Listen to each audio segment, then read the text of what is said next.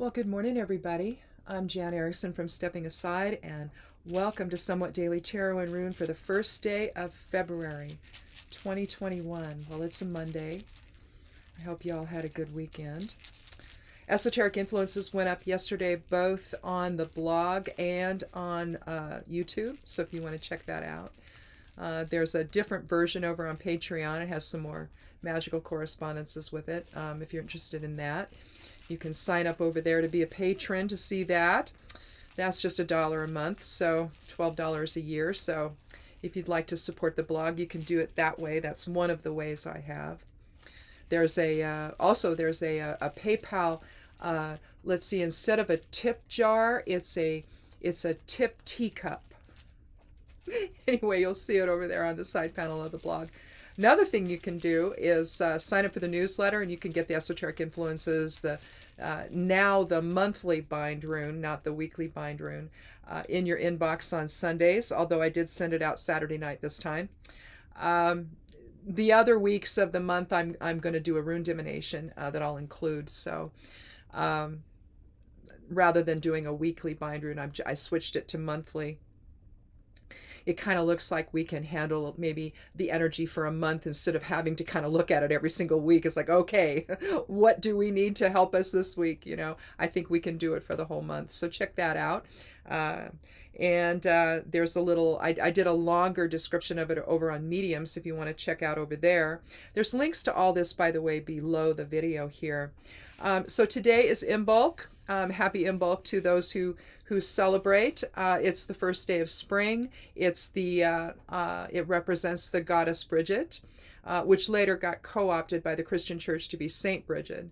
Sort of the same type of individual, though, although Bridget, in terms of the actual pagan Bridget, we're looking at the daughter of the Dagda, which is one of the gods of the Tuatha De Danann. So she would have been, a goddess or a princess or whatever you would think of her as, whoever they were.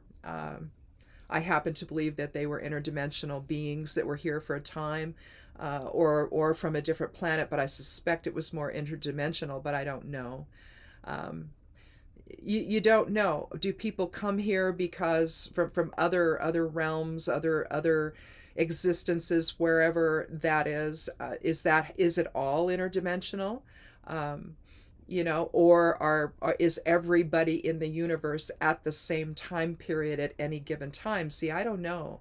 I suspect that it's a many-layered experience, and so theoretically, if they come, they're coming from another dimension of experience, maybe a higher dimension of experience, maybe. Difficult to say, but whoever they were, I believe they were here, and Imbolc is a time where theoretically it's the first day of spring, but not here, not where I live. I mean, we're just getting rid of the snow right now, so we don't see anything coming up. I haven't looked to see if any of the daffodils are starting. They usually don't start this soon, but that's usually my time when I know that spring is back, when I start to see the daffodils coming up out of the ground. So I actually need to go out there today and see if that's happening.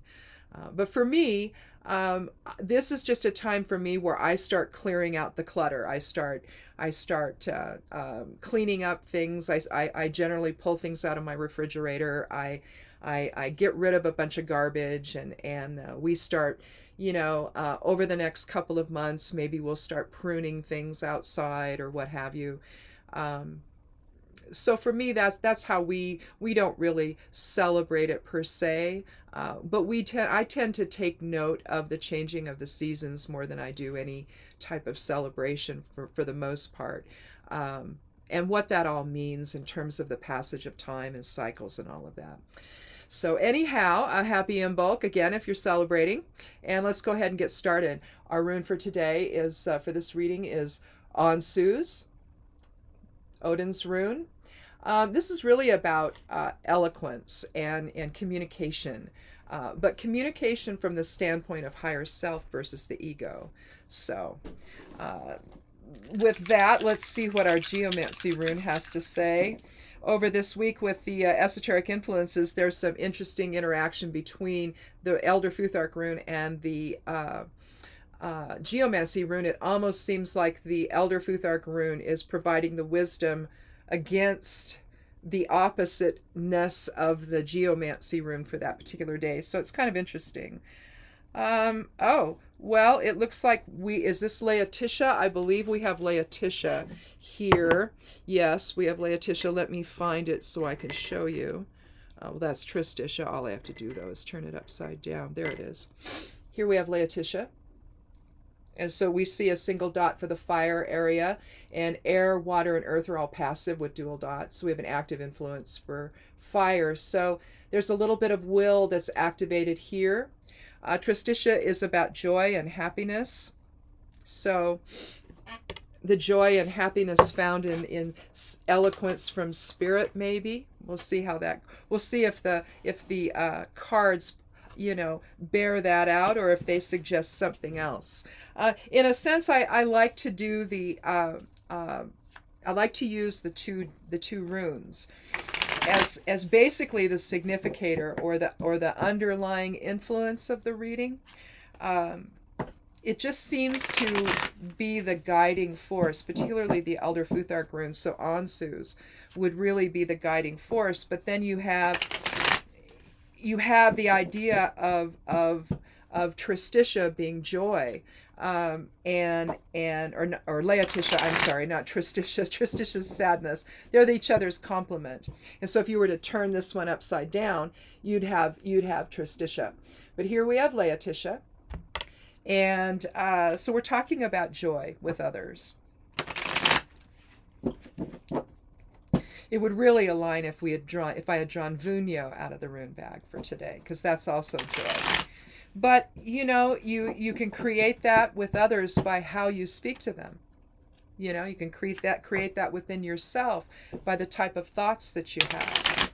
So, keep them lofty, keep them elevated, keep them of a higher vibration, and it really does make the egos in the world have to work a little bit harder to get your attention, because they can't do it by expressing the ego itself. They have to raise their own vibration higher just to reach you, and to reach your attention. It's not that you're not aware of the stuff and nonsense of the world, but you see it in a little bit different perspective, and it doesn't really affect you or touch you as much if you keep your thoughts lofty with and embrace the meaning behind Ansu's in your life. So, okay, we will keep track again. I kind of like doing that, what today's reading is for Thursday, and we'll compare it. We'll see if we've turned a corner on Thursday, or if we're still dealing with stuff. Last week we were kind of still dealing with the same sort of issues last week. So all week long. So we'll see. We'll see if that's the case this week. So let's go ahead and we'll take our first 3 cards. If we need more, we'll take them. Otherwise, we'll let you go about your day. So,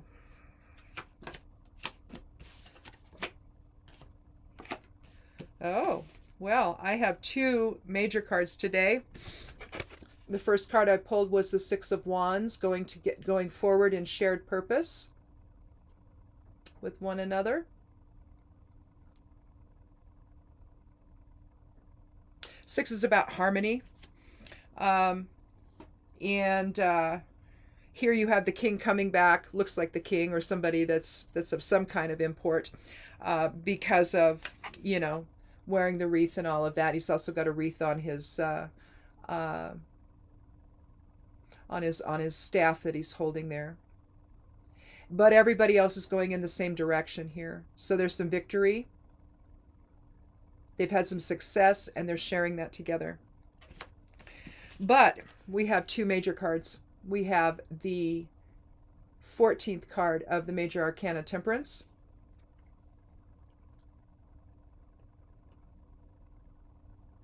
See the Angel Gabriel Well, I don't know if it's the angel Gabriel, actually. It's an angel. If he had a horn, then I would say yes, it's the angel Gabriel. We see an angel mixing water there from one chalice to another. We see the glyph for fire, however, on the angel's gown there, just above it. See the triangle? That's the glyph for fire. And so temperance is really about balancing will with emotions. And so that those two presents together, so that you're not going to extremes. It's really about moderation. And we reinforce that with the Chariot, the seventh card of the major arcana, which is interesting because that's the 14th. So temperance is magnified, the Chariot magnified in that respect. But here we have balance, knowing when to take control and when to relax and let others take the reins. So resistance versus receptiveness, or not resistance, but well, yeah, I guess you could say that. But projection versus reception.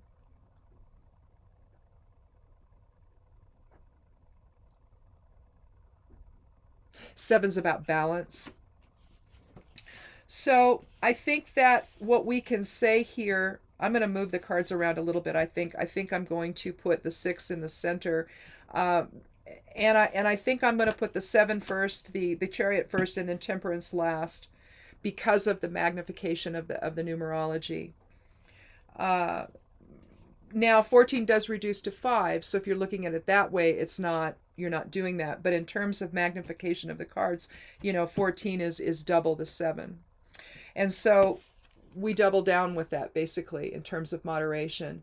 Here with the Chariot, we'll take a look at that first. We see, in this case, instead of the glyph for fire on the chest of the angel, the angels, and we'll talk about this, also wearing a glyph for the sun on his head.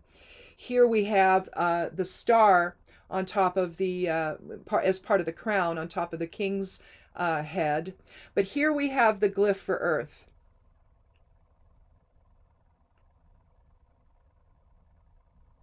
We see balance represented by both sides of the kingdom here. He's in the center of it.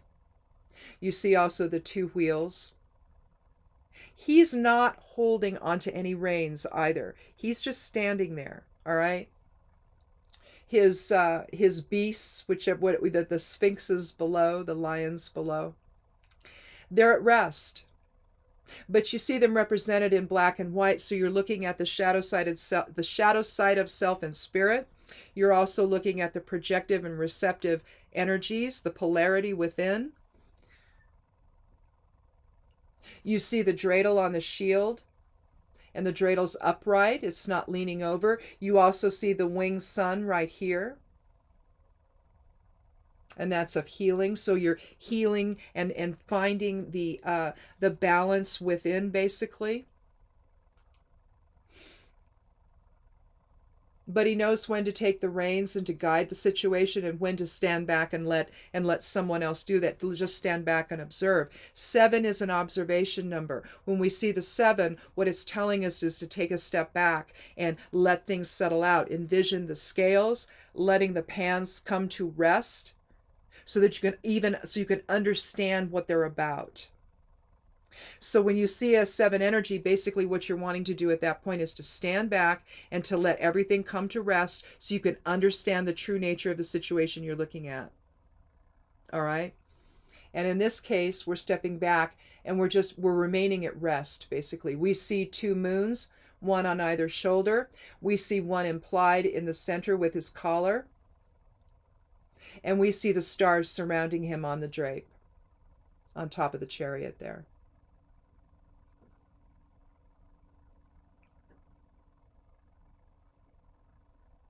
So he's being influenced by higher self with respect to the stars and the moon. You also see, like I said, the big star up here on his crown. As opposed to, we'll take a look at the temperance card first, before we go on to the 6 of Wands. But here we see the angel again mixing the water of life, basically, into a way that is more moderate and balanced. We see the sun rising between two peaks here. We see what looks like a pathway down to the pond. Now, here we have the angel's foot is on land. One is on land and one is in the water. We see the yellow irises over here. But the sun is rising, and we're keeping our will in balance, aren't we? The sun kind of reflects the will in a way. It's catalytic, and so lots of fiery energy. So basically, it's a sign of the will. But something new and more balanced on the horizon, coming up between the peaks. Anything that shows the in-between, a path in between, whether, in a sense, you've got a path in between here. Although these parts of the castle or part of the kingdom are not the same, they're still rising up at the same level, you see, the same height. And they're depicting the same sort of thing. So in a sense here, he's standing in the center, right? Taking the middle path. You see it in a lot of different things. You see it in the Hierophant. You see it in the High Priestess. You see it all over the place between the lovers. You'll see two trees. Anytime you see any kind of a pathway through, you're talking about taking the moderate, balanced, centered approach to something. And that's what we have here. Now, if we do that, all right, and basically what temperance is basically telling us how to do this, giving us further detail as to bringing things to rest, to finding our balance, to understanding, coming to rest, taking a step back, and being able to look at something objectively. And without a bunch of emotion coming in or expressed will coming in. You know, when you're at either extreme, it makes it difficult, I think, to it makes it difficult to be able to rationally understand what's going on. Because too much emotion is getting into the mix, or too much attitude, too much will is getting into the mix. And so it's very difficult at that point to truly understand anything and to then go forward in shared purpose with other people.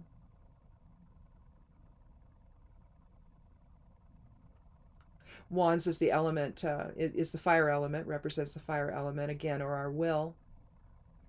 We have a white horse here who's looking at us going, well, what are you guys looking at? Or look at me, look what we've just done. And even though you've got individual wills here, they're not in perfect alignment with one another. They're not straight up and down, okay? So you've got different attitudes, different beliefs, different creative potential maybe. But everybody's moving forward on a shared path toward victory. They're doing it in harmony with each other. Respecting the individual differences, again, because the wands are not uniform. It allows for the individual expression of will to still exist, with the notion that even though that's the case, there might be differing opinions, there might be a different attitude of how to get there. They've all resolved that, and it doesn't matter. They're going in the same direction together. So through the spark of individual difference, we can still remain on the same shared path together. We do that by drawing our perspective from spirit, so that we can find joy and fellowship again with one another.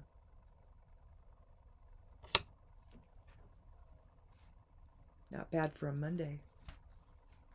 But I think if you look at the esoteric influences for the week, I think that's the running theme now. We're seeing a different direction forward. In this country, it generally begins when you have a new president. If they're not a continuation, essentially, where you have the president and then the vice president runs and wins. So in a sense, you have a continuation in a way. I mean, the new person's going to do other things as well that maybe the other one didn't do, and that's happening now. But the bottom line is, it's the same type of energy that's flowing in that direction. In this case, a progressive type of energy versus an authoritarian one that lies to everybody every step of the way. That just causes trouble, like it has, right? And so, now we face a situation where people still don't want to wear masks. They when they're around other people, they still, they're confused over whether or not they want to take the vaccine, or they've decided, no, I don't need to do that, whatever. And I think that had the last administration actually told the truth about all of this and modeled the behavior that we all needed to be doing, we would be in a very different place, and likely we would not have had as many people die that has. We wouldn't be talking about still needing stimulus money. We wouldn't be probably doing a lot of the things that we're doing right now. We might still be wearing masks out and about, but the bottom line is the vaccine rollout would have been different. They wouldn't have lied about having them when they didn't. Deception causes so much trouble. And then you have to basically clean all of it up because you don't know what you don't know, right? I read the other day that approximately 20 million doses are missing of the vaccine. Where are they? What'd they do with them? Did they get sent out and they just didn't record it? Or did they do something more nefarious? And given the things that they were doing, it wouldn't surprise me if it was the second. But we don't know yet, and we're going to have to find out, right? Where did those things go? The government invested a whole lot of money with a couple of the different companies. I don't know how many. I think it's just 2, but I don't know. They invested a whole lot of money into these vaccines. They need to go into us, not somebody else. We need to have them here for the people in our country. The rollout of this, especially for seniors, I just watched a thing on MSNBC about it. The rollout has been ridiculous because seniors don't know how to get their appointments. It's confusing. Depending on the state that you're in, it's going to be more confusing than others probably. But if they don't have enough to vaccinate the people that they say need to be in the queue right now, well, when's it all going to happen, right? So I think that going forward, these kinds of issues are going to get resolved, but it's nerve-wracking right now. I'm 63, my husband's 67. He can get his, I can't get mine. Why not 60 and above? I don't understand. Or if you want to group them, 75 and above, and then 60 to 75, something. But have something that makes sense in terms of people's lives, right? Does it make sense for one partner, spouse, whatever, to get it and the other can't for months? Well, instead you want to try to get that together, I would think. But maybe we don't need to. I don't know. But it seems to me that's what we're going to do. So he'll wait and we'll get it at the same time. We want to be on the same page with this, especially in terms of being able to go see our children and our grandchildren. But I think over time here, as more and more gaps, if you want to call them, that's really the generous thing to call it. The gaps in the process are revealed so that we understand what it is we're looking at. Because without doing that, we can't figure out what we have to do to fix it, right? So that said, there was a wonderful thing that happened on the road. It was snowing, it was Southern Oregon, I guess. And they had to leave from the vaccine event they were having, and they still had a few vaccines left, and so they all got out. They talked amongst one another, checked with the doctor, because they had ambulance, everybody was stuck on the road, which happens in Oregon in the wintertime. There was an accident, and so now you're stuck. You can't go anywhere. You can't turn around. You can't do anything, right? And so they were stuck, and they were going to be. They'd already been stuck for a while, over an hour, I think. And they made the decision to offer the vaccines they had left to anyone that was there, with the intention that these same people would then be scheduled for their second shot so they wouldn't miss, right? And that's what they did, bless them. They did that for people. And they didn't have that many vaccines left, but they didn't want them to go to waste either. And so the decision was made, and they went up the line of cars and says, "You want a vaccine?" Some didn't want it, some did, and they were very grateful. So it's such an Oregon thing to do. I'm sorry, but it is. It's just, I don't know. It's just something about Oregon that's special. That may be why, the last guy targeted Portland the way he did, with all those lies that he told, and about the protests and whatnot. So, but Oregon it's a special place. And so that's what they did. And I was so proud of them. So anyway. So with that thought, go forward in moderation today. And for the next few days, we'll check in together again on Thursday, and we'll see what the cards and the runes say. Have we mastered that, and are we ready to move on to something else, or is it going to alert us to something that we need to pay attention to? Or is it just going to say, hey, stay the course, and shift your perception to a higher level of vibration so that, we can see one another as the other side of self instead of the other going forward, because we've lost some of that, haven't we? So anyway, thanks for watching. I'm going to go ahead and look at this, and if it looks good, I won't redo it. If it doesn't, then I'll be back doing this all over again here before I post it. But otherwise, I think I'll be all right today, and we'll get this posted, and then I'm going to do the tarot reading for. I have it here. I'm going to use the Heindel tarot, which I think is really cool.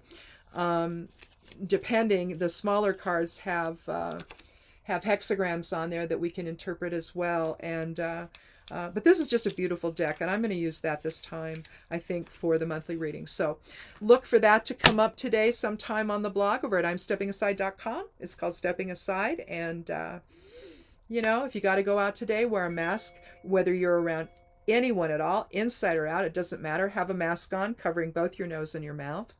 And these days, with the variants that are coming in, that are here now in this country, they're recommending actually 2 masks for extra protection. So we'll be doing that. We got our extra masks, our new ones. We ordered them and we got them. We're going to be wearing them when we go out to the store this next time, and plus the face shield over that. So anyway, we're still not taking any chances. So. But again, stay safe, make everybody else safe around you. Okay? So be good to yourself, be good to one another. Thanks so much for watching, and blessed be.